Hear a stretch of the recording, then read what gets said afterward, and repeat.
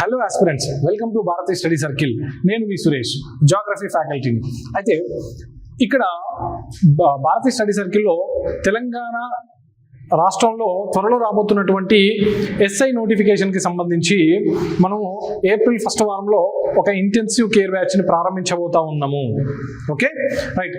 దాంట్లో భాగంగా మీరు ఈజీగా జాబ్ క్రాక్ చేయడానికి ఒక అద్భుతమైనటువంటి రోడ్ మ్యాప్ను మేము డిజైన్ చేసి పెట్టడం జరిగింది. రైట్, మీరు డీటెయిల్స్ కోసము ఇన్స్టిట్యూట్ని సంప్రదించండి. దాంతోపాటు ఇక్కడ మేము చేయబోయేటువంటి టెక్నిక్స్ ఏమున్నాయనేటువంటి విషయాలు కొన్ని మీకు పరిచయం చేయడానికి దీంట్లో భాగంగానే మేము ప్రీవియస్ ఎస్ఐ ఎగ్జామ్స్లో వచ్చినటువంటి కొంచెం మనకు టిపికల్గా అనిపించినప్పటికీ చిన్న చిన్న టెక్నిక్స్ యూస్ చేసి వాటిలో ఉన్నటువంటి ఆ టెక్నిక్స్తో ఆన్సర్ సింపుల్గా ఎలా సాల్వ్ చేయొచ్చు అనేటువంటి విషయాన్ని మనం ఇక్కడ చేసి చూపించబోతా ఉన్నాం.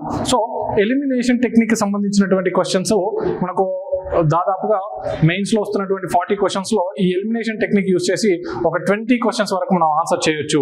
సో దీంట్లో ఫెసిలిటీ ఏంటంటే క్వశ్చన్ మొత్తం చదవాల్సిన పని ఉండదండి. క్వశ్చన్ మొత్తం చదవాల్సిన పని ఉండదు. 1 లేదా 2 స్టేట్మెంట్లు ఎంచుకుంటే అక్కడ నుంచి మనం ఆన్సర్ చేయడానికి అవకాశం ఉంటుంది. ఎట్లానో ఒకసారి చూద్దాం. Let's see the first question. ఏమంటున్నాడంటే 3 స్టేట్మెంట్స్ ఇచ్చాడు, ఏబిసి. సో దీంట్లో ఏవి కరెక్ట్ అని అడుగుతున్నాడు, ఏబి. సో ఏదైనా ఒకవేళ రాంగ్ ఉంటే మనం ఈజీగా పిక్ చేసుకోవచ్చు ఆన్సర్ని. సో ఏది రాంగ్ లేకపోతే ఆప్షన్ ఏబిసి ఉన్నాయి కాబట్టి 3 కంపల్సరీ తెలిసి ఉండాల్సిందే. సో చూద్దాం. హిమాలయాలు తరుణ ముడత పర్వతాలు అన్నాడు. తరుణ అంటే న్యూ ఫోల్డ్ లేదా యంగ్ ఫోల్డ్ మౌంటైన్స్. నేను ఆల్రెడీ ఇంత ముందుకు వీడియోస్లో కూడా మీకు చెప్పి ఉన్నాను. ఏంటి అంటే ఫోల్డ్ మౌంటైన్స్, మొత్తం మౌంటైన్స్ వచ్చేసి 4 టైప్స్ ఉంటాయని చెప్పాను. 4 టైప్స్ ఆఫ్ మౌంటైన్స్ ఉంటాయని చెప్పాను. ఫస్ట్ వన్ వచ్చేసి ఫోల్డ్ మౌంటైన్స్ ఉంటాయి. సెకండ్ వన్ బ్లాక్ మౌంటైన్స్ ఉంటాయి, ఖండ పర్వతాలు. థర్డ్ వన్ వచ్చేసి మనకు వోల్కానిక్ మౌంటైన్స్ ఉంటాయి, అగ్ని పర్వతాలు. తర్వాత ఫోర్త్ వన్ వచ్చేసి మనకు రెసిడ్యూరీ మౌంటైన్స్, అవశిష్ట పర్వతాలు, రెసిడ్యూరీ మౌంటైన్స్. ఇట్లా 4 రకాల పర్వతాలు ఉంటాయి ప్రపంచవ్యాప్తంగా. ప్రపంచంలో ఎక్కడ చూసినా కూడా ఈ 4 రకాల పర్వతాలు మాత్రమే మనకు కనిపించడం జరుగుతూ ఉంటుంది. దాంట్లో ఫోల్డ్ మౌంటైన్స్ గురించి మనకి ఇక్కడ క్వశ్చన్ ఉంది. ఫోల్డ్ మౌంటైన్స్ లో జాగ్రత్తగా గమనించండి. ఫోల్డ్ మౌంటైన్స్ లో మళ్ళీ 2 రకాల పర్వతాలు ఉంటాయి. ఒకటేమో పురాతన కాలంలో ఏర్పడినటువంటి ఫోల్డ్ మౌంటైన్స్, వాటిని ఓల్డ్ ఫోల్డ్ మౌంటైన్స్, పురాతన ముడత పర్వతాలని. రైట్, రీసెంట్ గా ఏర్పడినటువంటి పర్వతాలు ఉంటే వాటిని న్యూ ఫోల్డ్ మౌంటైన్స్ అని.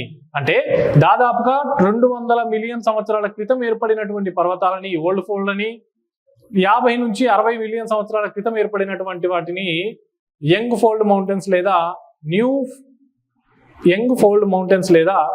ఫోల్డ్ మౌంటైన్స్ అనేటువంటి పేరుతోని పిలవడం జరుగుతూ ఉంటుంది. దీంట్లో ఇండియాలో ఓల్డ్ ఫోల్డ్ మౌంటైన్స్ కి ఆరావళిని ఎగ్జాంపుల్ గా చెప్తాం. ఆరావళి రేంజ్ ని, ఆరావళి పర్వతాలని పురాతన ముడత పర్వతాలుగా, హిమాలయాలని న్యూ ఫోల్డ్ మౌంటైన్స్ కి ఎగ్జాంపుల్ గా చెప్పడం జరుగుతూ ఉంటుంది. Of course this is the correct answer, correct statement. So A should be there in the options. Okay, A ఇక్కడ ఉంది. So option 2 is eliminated. మనకు మిగిలిన 2 తెలియకపోయినా 75% ఆన్సర్ని సాల్వ్ చేసేసినాం. ఇక సెకండ్ చూద్దాం. అవి టెథిస్ సముద్రం నుంచి పైకి లేపబడ్డాయి అని అంటున్నాడు. తెలుగులో కొంచెం వెరైటీగా అనిపించిన, ఇంగ్లీష్లో ఒకసారి చదువుకుందాం. They are uplifted from Tethys sea అంటున్నాడు. ఎక్కడి నుంచి ఏర్పడ్డాయి అంటే టెథిస్ సీ. ఏంటి అప్లిఫ్ట్ యొక్క కాన్సెప్ట్ ఏంటి అనేటువంటి చూద్దాం ఒక్కసారి. ఇప్పుడు మనం చూస్తున్నటువంటి కాంటినెంట్స్ ఏవైతే ఉన్నాయో స్టార్టింగ్ లో ఈ కాంటినెంట్స్ అన్ని లేవు. కాంటినెంట్స్ అన్ని కూడా ఒకే ముద్దలాగా ఉన్నాయి. దాన్ని ప్యాంజియా అనేటువంటి పేరుతో పిలవడం జరిగింది. ఇదిగో ఇట్లా ప్యాంజియా అంతా ఒక ముద్దలాగా ఉంది. దీని చుట్టూ ఇప్పుడు మన మహాసముద్రంలో ఉన్నటువంటి నీరు మొత్తం ఇది ప్యాంథాల్సా. ఏంటిది? ప్యాంథాల్సా. ఇదంతా ప్యాంజియా రీజియన్. ఇది ఒక సూపర్ కాంటినెంట్. ప్యాంజియా రీజియన్ ఇది ఒక సూపర్ కాంటినెంట్ రీజియన్. ఈ సూపర్ కాంటినెంట్ రీజియన్ రకరకాల ఫోర్సెస్ వల్ల ముక్కలుగా విడిపోయింది. ఆ ముక్కల్లో భాగంగానే మనకు ఏం చెప్తారు అంటే ఇది కాంటినెంటల్ డ్రిఫ్ట్ థియరీ ఈ విషయాన్ని చెప్తుంటుంది. ఈ కాంటినెంటల్ డ్రిఫ్ట్ థియరీని తర్వాత ఇంకా 2-3 సిద్ధాంతాలను బేస్ చేసుకొని మనకు వచ్చినటువంటిది ప్లేట్ టెక్టానిక్ థియరీ వచ్చిందండి.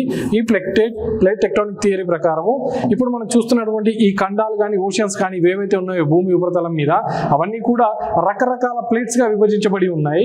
ఆ ప్లేట్స్ లో ముఖ్యమైనటువంటి 2 ప్లేట్స్, ఒకటి ఇండో ఆస్ట్రేలియా ప్లేట్ ప్లస్ ఇంకోటి యూరేషియా ప్లేట్. అంటే ఇప్పుడు మనం చూస్తున్నటువంటి యూరప్ భాగం ఏదైతే ఉందో ఆ యూరప్ ప్రాంతము, ఏసియా ప్రాంతం కలిపి ప్లస్ ఇండియా నుంచి ఆస్ట్రేలియా వరకు 2 కూడా డిఫరెంట్ పలకలుగా ఉన్నాయి.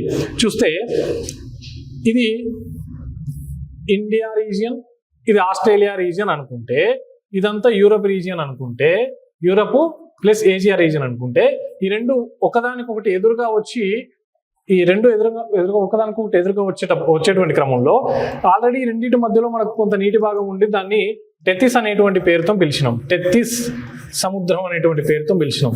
ఈ టెథిస్ సముద్రం యొక్క అడుగు భాగంలో టెథిస్ సముద్రపు నిక్షేపాలు ఉంటాయి కదా, సముద్ర అడుగు భాగంలో సీబెడ్ ఉంటుంది కదా, ఆ సీబెడ్ ఏదైతే ఉంటుందో ఈ 2 దగ్గరికి రావడం వల్ల మధ్యలో ఉన్నటువంటి ప్రాంతము ఇట్లా పైకి లేస్తూ ముడతలుగా ఏర్పడడం అనేటువంటిది పర్వతాల రూపంలో జరిగింది.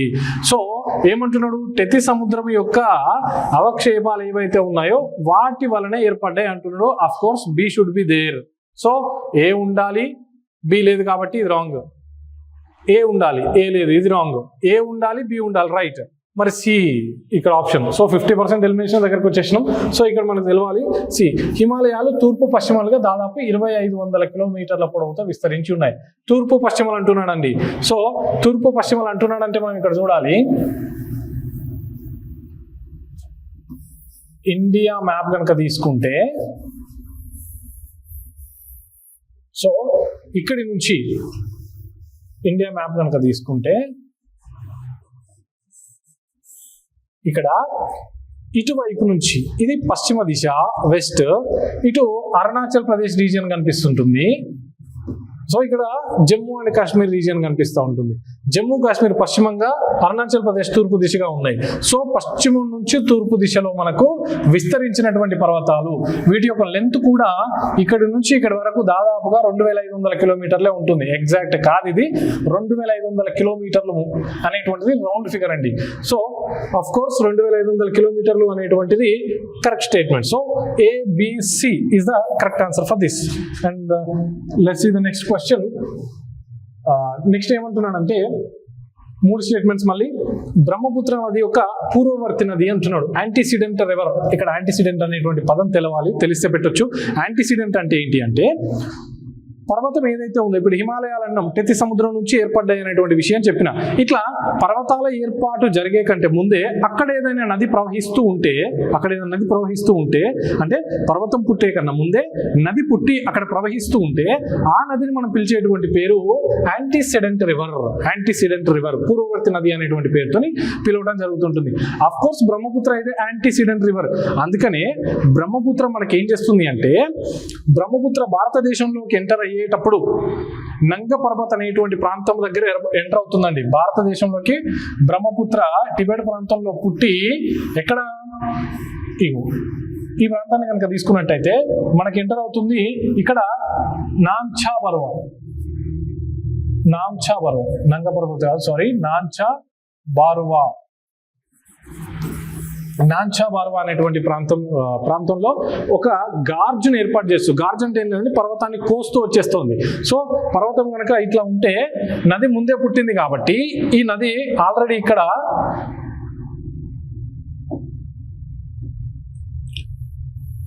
ఇదిగో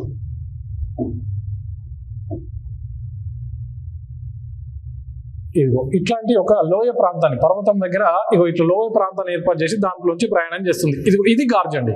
సో నాంచా పర్వ అనేటువంటి పర్వతం దగ్గర మనకు ఇట్లా గార్జును ఏర్పాటు చేస్తూ బ్రహ్మపుత్ర వస్తుంది. ఇట్లా గార్జును ఏర్పాటు చేస్తుంది అంటే మీనింగ్ ఏంటి, ఆల్రెడీ అక్కడ పర్వతం పుట్టే కన్నా ముందే నది పుట్టి ఉంది అని. సో ఇది ముందే పుట్టింది కాబట్టి పూర్వవర్తి నదిగా మనం గుర్తించవచ్చు. దీన్ని టిబెట్ లో చాంగ్పో అనేటువంటి పేరుతో పిలుస్తారు. ఆఫ్ కోర్స్ రైట్, చాంగ్పో అనేటువంటి పేరుతోనే టిబెట్ ప్రాంతంలో దాన్ని పిలవడం జరుగుతూ ఉంటుంది. A and B should be there. A B ఉన్నాయి, 2 ఉన్నాయి, ఈ 2 రాంగ్. సో సి కూడా ఉందా లేదో చూద్దాం. షోక్ అండ్ షిగర్ అనేటువంటి దీని యొక్క ముఖ్య ఉపనదులు, ట్రిబ్యూటరీస్ అన్నాడు. సో ట్రిబ్యూటరీస్ దీనివి కాదండి, ఇవి ఇండస్ రివర్ ఏదైతే ఉందో, సింధు నది ఏదైతే ఉందో, సింధు నది యొక్క ముఖ్య ఉపనదులుగా, ముఖ్య పర్వతీయ ఉపనదులుగా. అంటే సింధు నదికి 2 రకాల ఉపనదులు. దక్షిణం వైపుగా సింధు నది ప్రవహిస్తున్నప్పుడు దక్షిణం వైపుగా ఉండేటువంటి ఉపనదులు వేరు, ఉత్తరం వైపుగా ఉండేటువంటి ఉపనదులు వేరు. ఈ ఉత్తర ప్రాంతంలో ఉన్నటువంటి ఉపనదుల్లో మనకు పర్వతీయ ఉపనదులు ఎక్కువగా ఉంటాయి. అంటే పర్వత ప్రాంతాల్లో ప్రయాణం చేస్తూ దీంట్లో కలుస్తాయి కాబట్టి పర్వతీయ ఉపనదులు అంటున్నాం మేము వీటిని. సో ఈ రెండు కూడా షోక్ అండ్ షిగర్ కూడా రెండు దేనికి సంబంధించినటువంటివి? ముఖ్య ఉపనదులు అంటే ఇండస్ రివర్కి, సింధు నదికి సంబంధించినటువంటి. కాబట్టి ఈ స్టేట్మెంట్ తప్పు, సి ఉండకూడదు. So option 3 is the correct answer. And let's go for the next one.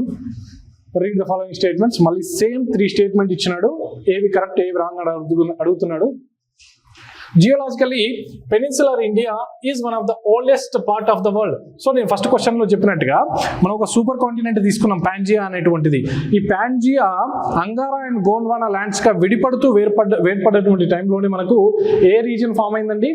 ఈ మనం చూస్తున్నటువంటి పెనిన్సులార్ రీజియన్ ఉంది కదా, డెక్కన్ ప్లాట్యూ, ఆ రీజియన్ అనేటువంటిది మనకు ఏర్పాటవ్వడం అనేటువంటిది జరిగింది. సో ప్రపంచంలో భారత ద్వీపకల్పము ఒక పురాతనమైంది అంటే of course it is a correct statement. తర్వాత ద్వీపకల్ప పీఠభూమి వాలు నైరుతి దిశలో ఉంది. నైరుతి దిశ తెలవాల డైరెక్ట్. ఇక్కడ డైరెక్షన్స్ ఏంటి అంటే, సో నైరుతి ఇక్కడ ఉత్తరము, తూర్పు, దక్షిణం, పశ్చిమం, ఈశాన్యం, ఇది నైరుతి. సో ఏమంటున్నాడంటే ఇది ఇటువైపు వాలి ఉంది అంటున్నాడు.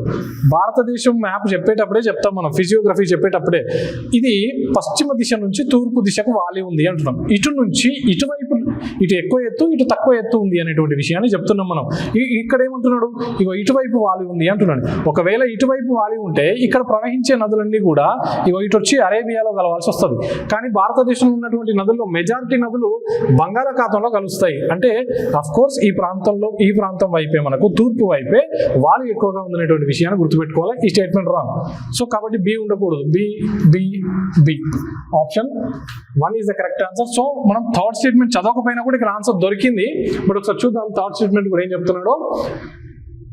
Most of the rivers in peninsular India flows into bay of Bengal. Of course slope ఇటువైపే ఉంది కాబట్టి they flow into they empties into bay of Bengal అనేటువంటి విషయాన్ని గుర్తుపెట్టుకోవాలి. Most of the peninsular rivers empties into bay of Bengal. Okay, this is the correct statement. So option A and C are the correct statements. And the next one is, ఇది assertion reason type అండి. వీటి గురించి నేను మొదట్లోనే చెప్తున్నాను కదా, assertion reason ఎట్లా చేయాలనేది. సో ఫస్ట్ ఏం చేయాలి? మీరు రీజన్ ని చదవాలి. ఫస్ట్ రీజన్ చదవాలి, దొరికిపోయింది డైరెక్ట్ గా ఛాన్స్ ఉంటే. ఏమంటున్నాడు? వేసవి కాలంలో ఉష్ణమండల ఆకురాలు చడవులు వాటి ఆకులను నేల విడుస్తాయి అంటున్నాడు. ఉష్ణమండల ప్రాంతం అంటే ఏంటండి? ఉష్ణమండల ప్రాంతం అంటే చూడండి, ఇది ప్రపంచం అనుకుంటే ఇది భూమధ్య రేఖా ప్రాంతం. 0 degrees ఈక్వేటర్. ఇది 23.5 degrees ఉత్తర అక్షాంశం. ఇది 23.5 degrees దక్షిణ అక్షాంశం. ఈ ప్రాంతం చూడండి, ఇదిగో ఈ ప్రాంతంలో మాత్రమే సూర్యకిరణాలు నిట్ట నిలువుగా ప్రసరించడం అనేది జరుగుతుంది. Vertical penetration of sun rays will be in this region only. So కాబట్టి నేను ఏం చెప్తున్నాను ఇక్కడ అంటే, ఈ ప్రాంతంలో హై టెంపరేచర్స్ రికార్డ్ అవుతుంటాయి. ఈ ప్రాంతంలో మాత్రమే హై టెంపరేచర్స్ రికార్డ్ అవుతుంటాయి. కాబట్టి ఈ ప్రాంతాన్ని మనం పిలిచేటువంటి పేరు ట్రాపికల్ జోన్, ట్రాపికల్ రీజియన్ లేదా ట్రాపికల్ జోన్. తర్వాత పైకి వెళ్తున్న కొద్ది వర్టికల్ పెనట్రేషన్ ఉండదు కాబట్టి ఇక్కడ ఈ ప్రాంతంలో కొంచెము టెంపరేచర్ తగ్గుతూ వెళ్తూ ఉంటుంది. ఈ ప్రాంతానికి వచ్చేసరికి టెంపరేచర్ ఆల్మోస్ట్ పడిపోయి ఉంటుంది. ఇక్కడ మనం పిలిచేటువంటి పేరు టెంపరేట్ జోన్. ఇదంతా కూడా frigid zone. Okay, these two.